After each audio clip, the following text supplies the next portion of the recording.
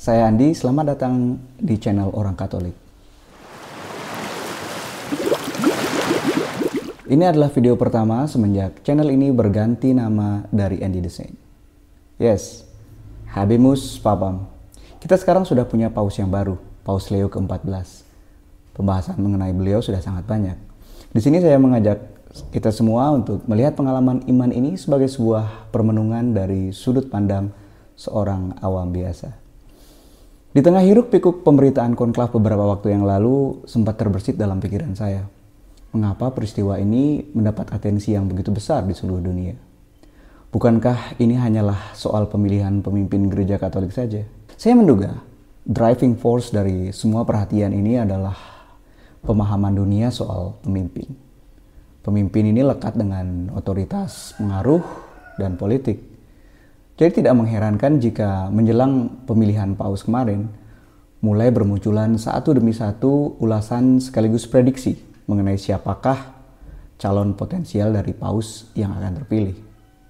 Para analis, baik yang Katolik maupun yang bukan Katolik, mulai melihat dan menganalisa para kardinal yang eligible untuk dipilih berdasarkan popularitas, prestasi, latar belakang, dan lain sebagainya. Entahlah, mungkin mereka lupa bahwa sang angin itu bertiup kemana ia mau. Yohanes bab 3 ayat 8. Ya mungkin juga sekedar konten atau ekspresi excitement yang begitu luar biasa. Dan nyatanya, it was a surprise kan? Well, apapun itu, dunia memang begitu tertarik dengan sosok pemimpin. Bagi saya, ketertarikan ini justru menjadi titik tolak untuk melihat perbedaan cara pandang antara dunia dan iman Katolik terhadap makna kepemimpinan. Disinilah letak pusat permenungan saya sebagai seorang Katolik. Bagaimana saya memaknai arti pemimpin ini, khususnya bagaimana saya memandang makna kepemimpinan paus. Katekismus Gereja Katolik 882 menegaskan arti kepemimpinan yang sudah umum dipahami ini dalam kalimat, sebab Imam Agung di Roma berdasarkan tugasnya, yakni sebagai wakil Kristus dan gembala gereja semesta, mempunyai kuasa penuh, tertinggi, dan universal terhadap gereja. Kata-kata seperti wakil Kristus, mempunyai kuasa penuh, tertinggi dan universal terhadap gereja tertulis dengan sangat jelas dan mantap. Tapi ada satu peran yang tidak boleh dilupakan di sana, gembala gereja semesta. Saya sendiri pernah mengalami menjadi seorang penggembala sapi sejak SD hingga SMP. Pengalaman ini memberi saya sudut pandang yang unik tentang apa arti menjadi gembala. Trust me, menjadi gembala tidak selalu seindah gambaran dalam lukisan atau lagu-lagu. Memang ada sisi serunya, namun yang lebih dominan adalah tanggung jawab dan tugas yang besar. Dan tanggung jawab dan tugas itu tidak hanya soal mengatur dan mengarahkan gembalaan, tapi terlebih soal merawat dan melestarikan. Dalam Katekismus Gereja Katolik 882, kita temukan bahwa paus itu adalah uskup Roma dan pengganti Petrus. Nah, sebagai pengganti Rasul Petrus, paus tentu juga menjadi pelaksana dari tugas dan tanggung jawab yang dulu Tuhan Yesus sendiri berikan kepada Rasul Petrus. Pertama, dalam Injil Matius bab 16 ayat 19, kita menemukan bahwa Tuhan Yesus memberikan kepada Petrus kunci kerajaan surga. Tuhan Yesus bahkan berkata kepadanya, "Apa yang kau ikat di dunia ini akan terikat di surga, dan apa yang kau lepaskan di dunia ini akan terlepas di surga." Otoritas yang luar biasa. Yang kedua, pesan khusus Tuhan Yesus kepada Petrus setelah kebangkitannya dalam Yohanes bab 21, di mana dia 3 kali mengatakan hal yang sama kepada Petrus, "Gembalakanlah domba-dombaku." Tugas kepemimpinan dan pelayanan di saat yang sama. Secara pribadi, pesan Tuhan Yesus kepada Rasul Petrus untuk mengembalakan domba-dombanya 3 kali ini sangat berkesan bagi saya. Dan saya pikir sama kuatnya dengan Matius 16 soal ayat yang membuktikan dipilihnya Rasul Petrus sebagai pemimpin gereja. Mengapa? Karena pesan pengembalaan itu diberikan setelah sebelumnya dalam Yohanes bab 10 Tuhan Yesus mendeklarasikan dirinya sebagai gembala yang baik. yang tentu memiliki domba gembalaan. Sebagai gembala yang baik, tentu dia harus mempersiapkan segala sesuatu buat kelangsungan hidup gembalaannya saat dia harus pergi.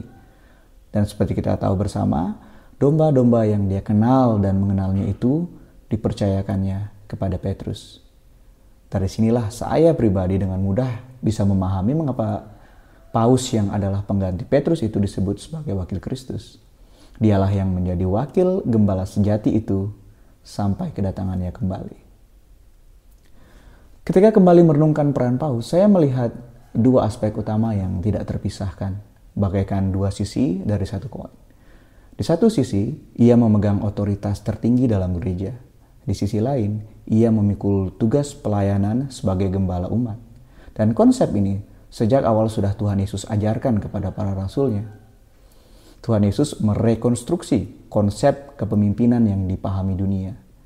Dalam Injil Markus bab 10 ayat 42-45, Tuhan Yesus mengatakan, "Kamu tahu bahwa mereka yang disebut pemerintah bangsa-bangsa memerintah rakyatnya dengan tangan besi, dan pembesar-pembesarnya menjalankan kuasanya dengan keras atas mereka. Tidaklah demikian di antara kamu. Barang siapa ingin menjadi besar di antara kamu, hendaklah ia menjadi pelayanmu. Dan barang siapa ingin menjadi yang terkemuka di antara kamu, hendaklah ia menjadi hamba untuk semuanya. Karena anak manusia juga datang bukan untuk dilayani, melainkan untuk melayani. Dan untuk memberikan nyawanya menjadi tebusan bagi banyak orang." Kebesaran seorang pemimpin justru terletak dalam pelayanannya. Dan Tuhan Yesus telah menunjukkannya dengan cara yang paling sempurna dalam misteri salibnya. Sudut pandang pelayan ini yang menurut saya sering terlupakan dan tidak banyak dibicarakan dalam hingar-bingar pemilihan Paus kemarin. Orang mungkin lebih tertarik pada tradisi yang sudah terpelihara selama ribuan tahun, pada otoritasnya, pada latar belakang dari Paus terpilih, atau mungkin pada kekhawatiran apakah Paus baru ini progresif atau konservatif, atau bahkan pada tired argument apakah batu karang dalam Matius 16 itu Petrus atau Tuhan Yesus. Sebagai orang Katolik, kita patut bersukacita dengan terpilihnya Paus Leo ke-14. Kita bangga dengan tradisi yang terjaga selama ribuan tahun dan tetap akan melestarikannya. Tidak salah juga jika kita ingin mengetahui latar belakang dari Bapak Paus kita. Tapi lebih dari itu, tertarikkah kita pada tugas dan tantangan pelayanannya? Sadarkah kita pada tugas pelayanan penggembalaannya? Tahukah kita soal tantangan dan kesulitan seperti apa yang saat ini sedang dan akan dihadapi oleh domba-dombanya, baik dari dalam maupun dari luar kawanan? Jika kita belum sadar dan belum tahu, adakah usaha dari kita untuk mencari tahu? Untuk apa? Untuk membawanya dalam doa, puasa, dan usaha lokal kita, agar gembala kita yang baru itu kuat dalam memikul salib yang dipercayakan kepadanya. Sebagai awam Katolik, saya sangat terharu saat pertama kali melihat Bapak Suci Paus Leo ke-14 muncul dengan jubah putih, pelegrina merah, dan stolanya itu. Betapa baiknya Tuhan.